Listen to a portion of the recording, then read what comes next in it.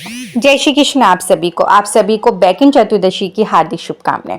कार्तिक का महीना चल रहा है, कार्तिक का महीना समापन पे आ चुका है। जी हाँ, अब आखिरी तिथि रह गई है साल का बहुत ही खास दिन, विशेष दिन जो है बैकुंठ चतुर्दशी। बैकुंठ चतुर्दशी बहुत ही ज़्यादा खास विशेष महत्व रखती है। ये दिन ऐसा दिन होता है जिस दिन भगवान शिव को तुलसी और भगवान श्री हरि विष्णु को बेलपत्र अर्पण किया जाता है। जी बिल्कुल, भगवान शिव शंकर को तुलसी पत्र चढ़ाना निषेध माना जाता है, मगर बैकुंठ चतुर्दशी के दिन भगवान शिव शंकर पर तुलसी अर्पण की जाती है। अपनी मनोकामना बोलते हुए अगर आप तुलसी पत्र अर्पण करते हैं, भगवान शिव शंकर बहुत जल्दी प्रसन्न हो आपकी वह मनोकामना अवश्य पूर्ण करते हैं। और बेलपत्र जब आप भगवान श्री विष्णु को अर्पण करें तो अपनी मनोकामना बोलते हुए, तो भगवान श्री हरि विष्णु आपकी मनोकामना बहुत शीघ्र पूर्ण करते हैं। ये वो दिन होता है जिसे हम हरिहर मिलन कहते हैं। जी हाँ, हरिहर मिलन के दिन कर लीजिए 14 दीपक का यह उपाय। इसलिए चतुर्दशी तिथि होती है बहुत ही खास विशेष। कार्तिक माह में दीपदान करने का बहुत ज़्यादा विशेष महत्व होता है। तो आप समझ सकते हैं, चतुर्दशी तिथि है, बैकुंठ चतुर्दशी है, हरिहर मिलन का दिन है, 14 दीपक का ये खास उपाय जो मैं आज आपके लिए लेकर आई हूँ, अगर आप प्रज्वलित करते हैं जिस प्रकार मैं आपको बता रही हूँ, आपके जीवन की जितनी भी समस्याएं हैं धीरे धीरे दूर होगी और आने वाला साल आपके ये खुशियां लेकर आएगा। पूरे साल आपके घर में सुख संपदा बनी रहेगी।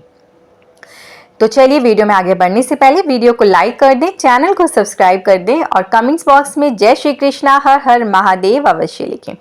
तो आज के दिन आपने देखिए मिट्टी के दीपक भी ले सकते हैं या तो फिर आप आटे के दीपक भी बना सकते हैं। 14 दीपक आपने लेने हैं, मिट्टी के लें या तो फिर आटा मार के उसके दीपक भी बना सकते हैं। इस दीपक में आपने 5 दीपक जो लेने हैं, उन 5 दीपक में आपने गोल बाती का प्रयोग करना है। गोल बाती आप सभी जानते हैं, जब फूल बाती आप बनाएंगे रुई की, आपने इस तरह से दीपक जला दिया है। इसी प्रकार से आप आमले के वृक्ष के पास भी इसी तरह से दीपक प्रज्वलित करें और अपनी मनोकामना बोलते हुए बेलपत्र वृक्ष की परिक्रमा करें। साथ ही आपने आमले की वृक्ष की परिक्रमा करनी है। छोटा सा उपाय जरूर से जरूर प्रदोष तिथि पे प्रदोष काल पे करके देखिए, आपके जीवन की समस्त परेशानी दूर होगी और संभव हो सके तो कम से कम आप 13 प्रदोष ये उपाय करते रहे। आप 2-3 प्रदोष पे जब उपाय करेंगे आपके जीवन की समस्या बिल्कुल दूर हो जाए। वीडियो अच्छी लगे तो प्लीज ज्यादा से ज्यादा शेयर करें, लाइक करें, सब्सक्राइब करें। आप मुझे आज्ञा दीजिए, फिर आती कुछ ऐसे ही ज्योतिष उपाय के साथ में जिसको करके अपने जीवन की समस्त परेशानियों को दूर कर सकते हैं। जय श्री कृष्ण। आप सभी लंबी बाती का प्रयोग क्यों कर रहे हैं आप? वंश वृद्धि लंबी समय के लिए हो। सभी चाहते हैं उनका वंशज लंबा हो, लंबा चले उनका वंशज, और साथ में उनके घर में धन संपदा लंबे समय तक रहे, 7 पुश्तों तक उनके घर में लक्ष्मी का वास हो। तो इसलिए आपने ये जो 9 दीपक बनाने हैं, ये आपने लंबी बाती के बनाने हैं। अब इसमें आप तिल का तेल भी डाल सकते हैं, शुद्ध देसी घी भी डाल सकते हैं, जो आपका सामर्थ्य हो। अब सामर्थ्य अनुसार इसमें डाल लें। दीपक आपके तैयार हो चुके हैं। अब आपने कहाँ कहाँ ये दीपक प्रज्वलित करने हैं, कैसे करने हैं, इसे आप अच्छे से समझ लीजिए, गलती बिल्कुल भी मत करिएगा। तो आप ये जो दीपक प्रज्वलित करेंगे वो आप सूर्य अस्त जब हो गया उस समय करेंगे, जो कि जिसे कि हम प्रदोष का समय कहते हैं। तो प्रदोष का समय 5:45 से लेकर 6:45 का होता है। इस बीच में ही आपने ये दीपक बनाने हैं। मिट्टी के ले रहे हैं तो मिट्टी के ले लीजिए, और उसके बाद इस दीपक को कहाँ कहाँ प्रज्वलित करना है वो समझ लीजिए।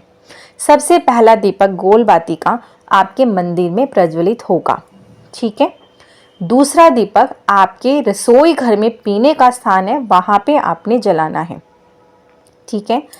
तीसरा दीपक आप तुलसी के समक्ष जलाएंगे, और उसके बाद आपने करना क्या है, जो आपका चौथा दीपक होगा वो आपके मुख्य दरवाजे पे जलेगा, मुख्य दरवाजे पे आप जलाएंगे, ठीक है। और 5वां दीपक आप भगवान शिव शंकर के मंदिर जाएंगे, वहाँ पे शिवालय में भगवान शिव शंकर के समक्ष जला के आएंगे। इस तरह से इन 5 दीपक का आपने प्रयोग करना है, और किस किस जगह जलाना है ये मैंने आपको समझा दिया। इसके बाद बात आती है 9 दीपक जो आपने लंबी बाती के बनाए।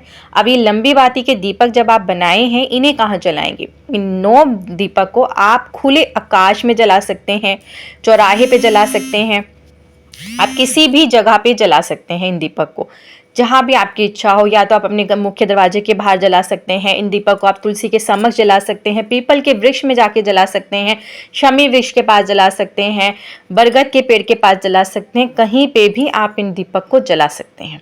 9 दीपक ये आप कहीं पे भी जाकर जला दें, किसी सुनसान जगह पे भी जाके जला सकते हैं। इस तरह से आप इन दीपक का प्रयोग करेंगे। अब अगर कई लोग ये दीपक नहीं बना पा रहे हैं कि भाई 14 दीपक नहीं ला पा रहे, तो क्या करेंगे? ऐसी स्थिति में आप 2 दीपक का प्रयोग करेंगे। आप 2 दीपक बनाएंगे, आटे के दीपक लेंगे। जब आप 14 दीपक नहीं ले रहे हैं तो फिर आप 2 दीपक आटे के बना लीजिए। आटे का दीपक बनाने के बाद आपने इन जो दीपक आप बना रही है, एक मुखी ही दीपक होगा। आपने शुद्ध देसी घी या तो फिर तिल का तेल डाल देना है। डालने के बाद अब इन दीपक को आपने कहाँ प्रज्वलित करना है, ये जो 2 दीपक का उपाय है इसे ध्यान से समझिए। पहला दीपक आप लेंगे, आपके घर में भगवान श्री विष्णु की प्रतिमा या भगवान श्री विष्णु के किसी भी रूप की प्रतिमा, श्री रामचंद्र जी महाराज हों, श्री कृष्ण जी हों, चाहे लड्डू गोपाल हों, आप मतलब भगवान श्री विष्णु के किसी भी स्वरूप के समक्ष आपने इस दीपक को प्रज्वलित करना है। दीपक जला दिया है आपने आंखें बंद कर हाथ जोड़ अपनी मनोकामना बोलते हुए 11 बार आपने ओम नमो भगवते वासुदेवाय मंत्र का जाप करना है। साथ में आपने ओम शिवाय नमोस्तभ्यम मंत्र का भी जाप करना है 11 बार। इस तरह से जाप करने के बाद आपने इस दीपक के अंदर 1 चुटकी हल्दी डाल देनी है और साथ में ही आपने इसमें 1 रुपये का सिक्का भी डाल देना है। अब क्या करेंगे, आपका पहला दीपक जल चुका है, अब बचा आपके पास दूसरा दीपक। इस दीपक को लेकर आपने चले जाना है शिवालय, भगवान शिव शंकर के मंदिर। आपने शिवलिंग के समक्ष इस दीपक को भी जला देना है। जलाने के बाद आपने इस दीपक के अंदर थोड़े से काले तिल डालने हैं।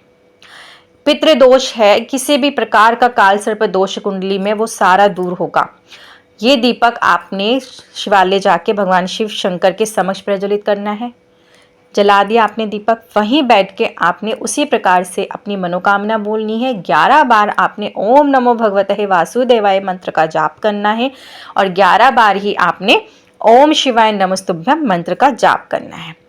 इस तरह से जाप करके आप अपने घर चले आएंगे। अब जो आपके घर में दीपक रखा है, उस दीपक में आपने क्या डाला हुआ है? 1 रुपये का सिक्का। धन संपदा से परेशान है, पर्स खाली रहता है, मेहनत करने के बाद भी पैसों की बहुत ज़्यादा आर्थिक तंगी है, तो क्या करें? जब आपका दीपक ठंडा हो जाएगा, अगले दिन आपने सुबह इस आटे में से रुई हटा दीजिए, जो बाती बनी होगी, ये आपने गौ माता को खिला देना। 1 रुपये का सिक्का आप उठा लेंगे, गंगा जल से साफ करेंगे इसे, इसके ऊपर हल्दी कुमकुम तिलक लगाएंगे, अक्षर छिड़केंगे, पुष्प दिखाएंगे, धूप दीप दिखाएंगे, माँ लक्ष्मी का स्मरण करेंगे। और पूर्णिमा तिथि आ चुकी होगी, तो पूर्णिमा तिथि के दिन माँ लक्ष्मी की पूजा आराधना विशेष रूप से की जाती है, तो आपने इसी सिक्के को माँ लक्ष्मी का स्वरूप मान के इसकी विधि विधान से पूजा आराधना कर लेनी है। साथ में आपने पूर्णिमा तिथि पे खीर का भोग जरूर लगाना है और फिर बाद में इस सिक्के को आपने लाल कपड़े में लपेट के अपने पर्स में रख लेना है, या तो फिर आप अपने धन रखने के स्थान पे भी रख सकते हैं। छोटा सा उपाय है, ज़रूर से ज़रूर करिए। बैकुंठ चतुर्दशी पे जीवन की समस्त परेशानी अवश्य दूर होगी। जब विश्वास के साथ कोई उपाय किया जाता है तो उसका फल भी आपको मिलता है। वीडियो अच्छी लगे तो प्लीज़ ज़्यादा से ज़्यादा शेयर करें, लाइक करें, सब्सक्राइब करें। हरिहर मिलन के दिन कर लीजिए छोटा सा उपाय, बहुत ही खास, बहुत ही महत्वपूर्ण ये ज्योतिष उपाय है। और ये उपाय करके जीवन में जो भी परिवर्तन आए कमेंट्स बॉक्स में ज़रूर बताइएगा। जय श्री कृष्णा, हर हर महादेव ज़रूर लिखिएगा। आप मुझे आज्ञा दीजिए, फिर आती हूँ कुछ ऐसे ही अचूक से ज्योतिष उपाय के साथ में, जिसे करके आप अपने जीवन की समस्त परेशानियों को दूर कर सकते हैं। जय श्री कृष्णा आप सभी को।